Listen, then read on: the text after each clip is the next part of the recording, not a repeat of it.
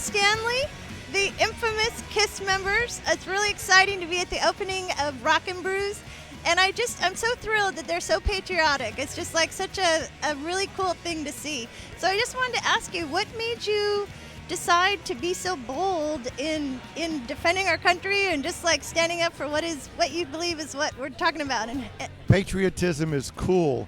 Sometimes people forget that the people who make liberty and freedom possible are the ones who fight on its behalf overseas. So we're here enjoying the fruits of their labor, and it's really important that we make sure that those people are not only recognized for what they do, but that we take care of them. So anytime that we can use a platform to acknowledge the brave men and women and their sacrifices, we do it. In the past on tour, we've given $1 of every ticket to the Wounded Warrior Care Project. This is something everybody can do. So is it cool to be patriotic? Absolutely. Stand up for this country. This country stands up for you. Thank you. What about you, Gene?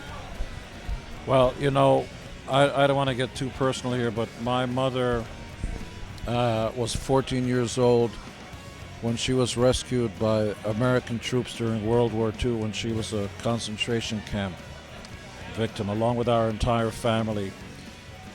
There is nothing that makes this country as great as its military, especially now. There's no draft. This is an entirely volunteer military. I mean, there's just not enough words that we can say about our military. We're proud of them. Great. Well, thank you for that. I took the chance to talk with some of your fans and just say, what do you guys want to know? And one of the biggest things that everybody is dying to hear is, what do you guys think of the shows on television and how people are coming up in music today? And what advice would you give up and coming musicians based on everything that's available? There are no shortcuts. You can win a music contest of singing or dancing, and it will never be a substitute for hard work. For every Carrie Underwood, there is a you fill in the blank. For every person who becomes a megastar from being on one of these shows, there are 10 or 20 who are forgotten. So there's no substitute for going out and following your passion and working hard for it. A lot of these shows at this point have become more about the judges and what they're doing.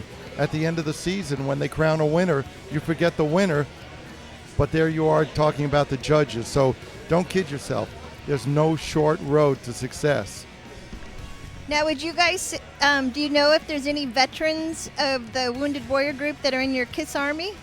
Oh, of course. But we make it a point. In fact, this last tour of America, the very first show in Washington, D.C., we made sure that the very first show were all veterans.